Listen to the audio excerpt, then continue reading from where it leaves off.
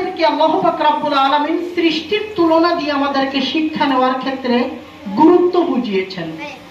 আমরা দুনিয়ার যত কিছুই শিখি না কেন, কোরআন এবং হাদিসের বাহিরে যদি সারা পৃথিবীর সমস্ত জ্ঞানও আমরা অর্জন করি, তাহলে পৃথিবী বিখ্যাত জ্ঞানীদের অভিমত যে সারা পৃথিবীর সমস্ত বই আপনি পড়েছেন, কিন্তু কোরআন এবং রাসূল সাল্লাল্লাহু আলাইহি ওয়াসাল্লামের কোন হাদিসের জ্ঞান আপনার মাঝে নাই, তার মানে আপনি মূর্খ।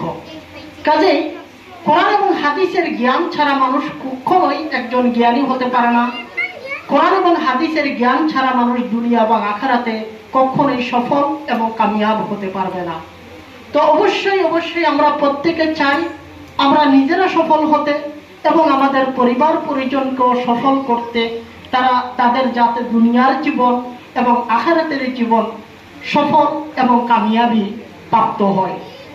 তো সম্মানিত উপস্থিতি, অবশ্যই আপনাদের বাচ্চাদেরকে আমাদের এই মাদ্রাসাতে পাঠাবেন। নিশ্চিত এই মাদ্রাসাতে কোরআন এবং সহিহ সুন্নাহ রাসূল সাল্লাল্লাহু আলাইহি ওয়াসাল্লামের সুন্নাত মোতাবেক এখানে শিক্ষা পাঠদান দেওয়া হয়। আলহামদুলিল্লাহ।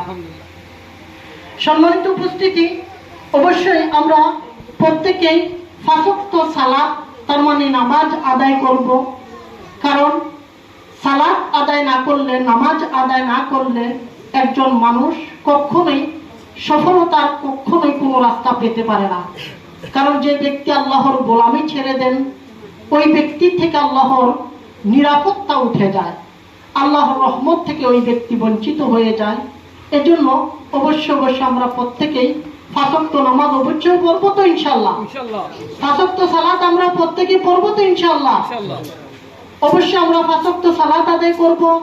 কারণ 5 ওয়াক্ত সালাত আদায়ের ভিতরেই আপনার আমার জন্য দুনিয়া আখিরাতের মুক্তি এবং সফলতা রয়েছে। আর অবশ্যই আল্লাহ ব্যতীত আর কারো গোলামি করা যাবে না, কারোর জন্য কোনো ইবাদত করা যাবে না।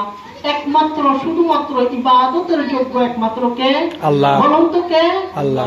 একমাত্র আল্লাহ।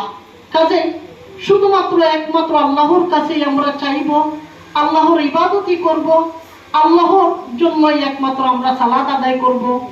আর কারোর জন্য কোনো ইবাদত নেই, কারোর জন্য কোনো সালাত নেই। আশা করি আমরা বিষয়টি স্পষ্টভাবে বুঝতে পেরেছি। আরেকটি বিষয় হচ্ছে, আলহামদুলিল্লাহ, আমাদের প্রবাসী এবং দেশি অনেক ভাইগণ এই ত্রাণ আমরা আলহামদুলিল্লাহ দ্বিতীয়ার্ধে আমরা ত্রাণ বিতরণ করছি, যেটা আমাদের দেশি এবং প্রবাসী ভাইগণদের অনুদানের ভিত্তিতে তা বিতরণ করা হচ্ছে। দোয়া করি আমাদের সেই সমস্ত ভাইদেরকে যারা এই ত্রাণে সাহায্য এবং সহযোগিতা করেছেন, তিনাদেরকে আল্লাহ পাক রব্বুল আলামিন এর বিনিময় হিসাবে দুনিয়া আখিরাতের সফলতা দান করুন এবং এর বিনিময় হিসাবে বহুগুণ বৃদ্ধি করে দুনিয়া আখিরাতের অফুরন্ত গণিত কল্যাণ দান করুন। আল্লাহুম্মা আমিন। এবং আমাদের যে সমস্ত দিনী ভাইগণ এই মাদ্রাসাতে এবং এই ত্রাণে সাহায্য এবং সহযোগিতা করেছেন, তিনাদের প্রত্যেককে আল্লাহ পাক রব্বুল আলামিন ক্ষমা করে দিন এবং আমাদের প্রত্যেকের জীবিতদেরকে ক্ষমা করে দিন, মৃতদেরকে ক্ষমা করে দিন। আল্লাহুম্মা আমিন। সুবহানাকা আল্লাহুম্মা বিহামদিক, আশহাদু আল্লা ইলাহা ইল্লা আনতা, আস্তাগফিরুকা ওয়া আতুবু ইলাইক।